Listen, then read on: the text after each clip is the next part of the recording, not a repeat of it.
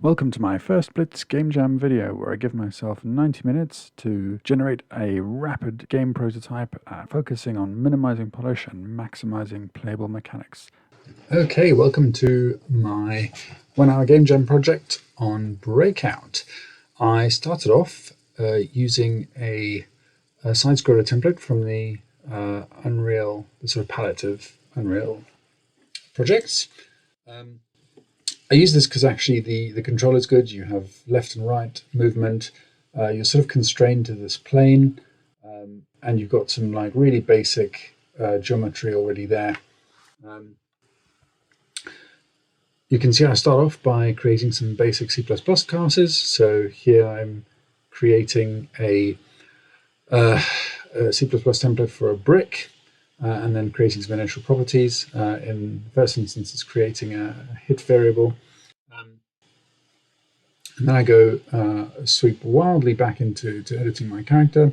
So I swap my character, delete the humanoid mesh there, and just put a good old cube, which people who played old school Breakout style games are probably very familiar with. So the next thing I do is create a ball. So you need bricks, you need balls. And then turn off gravity and then constrain the movement of the ball to a particular plane. And you can see here, just by angling the bat, I'm just testing out whether which plane I need to constrain the movement to, and then resetting it back there. The next major thing is the physics for the ball. So we don't want gravity. And anytime it hits anything, we want to have a hit impulse. And I start off a little bit down the wrong path here with trying to tune the velocity, but then ended up just connecting it to the actual impulse of the hit. Subsequently, then, because this preserves a lot of the energy, I think I end up also then multiplying that by a sort of a damping factor. We also need an initial velocity. Because we don't have any gravity, we obviously need to start off by putting energy into the system. And you can see there, I've had a few trials of the physics and end up sort of increasing that or reducing that damping factor so that we get more damping on the ball. Next thing to do is create the wall that we're going to sort of break out from. And I just create a couple of for loops here, rows and columns. And then this wall class is just a sort of a container, sort of generator for the wall, and just spawns a whole load of the brick actor just in a sort of uniform grid. And then I just create a function that is exposed to the editor there, which just allows me to sort of generate that via the editor. Some quick edits to the playing area, and then decided that actually the playing area was a bit small, so made that a bit bigger, made the wall a bit bigger, and then adding some the sort of the hit counter or the hit counter to the bricks. So added the property in C++ there. Did some off-screen searching for property specifiers.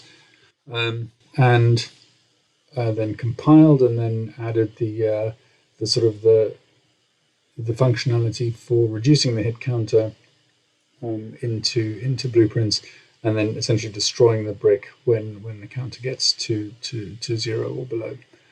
You can see I was tweaking the physics there a bit more, and the ball is sort of bouncing around quite wildly there. And so what I decided to do was sort of clamp the speed range of the ball. And you can see I went for a sort of a range, between about 600 and 700 there, just so that the ball doesn't get sort of out of control. So we're actually always we're reducing the sort of the maximum speed of the ball. The next thing to do is create a sort of an end zone. So when the ball hits the end zone, you lose a life, and then the sort of the game resets. So I just created this sort of overlap volume, and obviously for the character I needed to have sort of life points.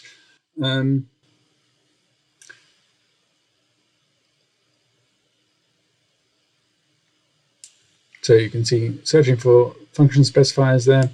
Essentially, I'm just adding a function to say subtract life, and then a game mode function to say end the game.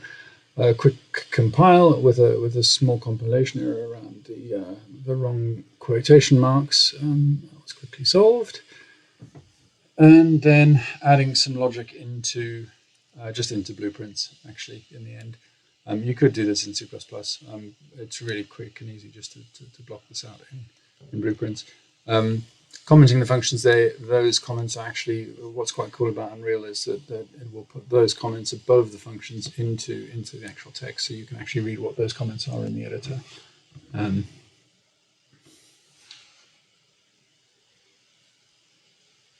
So adding lives to the character, a sort of life counter to the character there, which returns a value, a Boolean value, and that bool value basically is telling, was providing the logic to say that whether the game continues or not, so whether the life counter is 0 or below. So it's true if it's greater than 0, we reset the game, and if it's 0 or less than 0, we end the game. So then I did a quick UI. I made a quick UI material for the sort of the life counters here, so just a very simple image, and I made a sort of very easy bool material based on a radial gradient. So I added a radial gradient, and that just creates a nice spherical or circular shape. And then made the material sort of masked and also added the opacity there.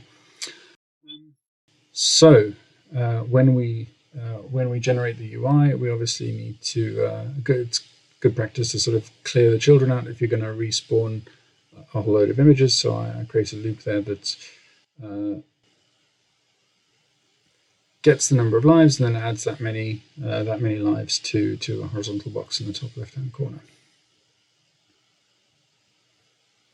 And of course, when we start the game, we need to add that UI to the player viewport. You can see here a bit of a pause for a cup of tea. And there we go, creating the HUD, adding that to the viewport. And you can see it's quite big in the screen there, but obviously showing how many lives I've got. I then make a reference to that. And then every time it has an update function, every time I call the update, I update the number of life counters in the UI. So then from there, I moved on to sort of what a reset function is. So resetting the game, what resetting means, basically setting the ball back to that sort of central starting location, resetting the starting velocity. And in fact, because I don't move the player character, I then also add a sort of component, a velocity component towards the player. Wire all of that reset functionality up with a bit of a delay, and then you can see that worked nicely. And also making sure that physics is teleported.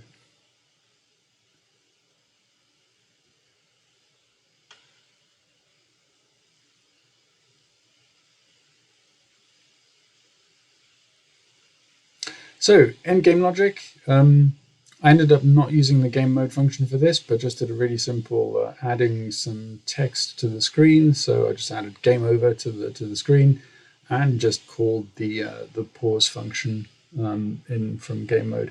And so when the game ends, you just get that big text saying game over, and everything just locks up. Could of course, further development for this kind of thing would be like a better UI and maybe like a high score or something like that. So in order to sort of stop you, what you saw happen there was that the ball got into this horizontal, basically bouncing backwards and forwards horizontally. In order to stop that from happening, what I did was start adding in angular impulse to the ball so that we don't get sort of trapped in these sort of horizontal cycles. And basically just adding spin so that every time it bounces off something, it has a slightly randomized spin, and that will mean that hopefully you sort of avoid, you avoid the ball sort of getting locked out and not being able to carry on playing, but the game just sort of being caught in an infinite loop. Coming up to 100 minutes for this project, and at this point I decided that that was about good.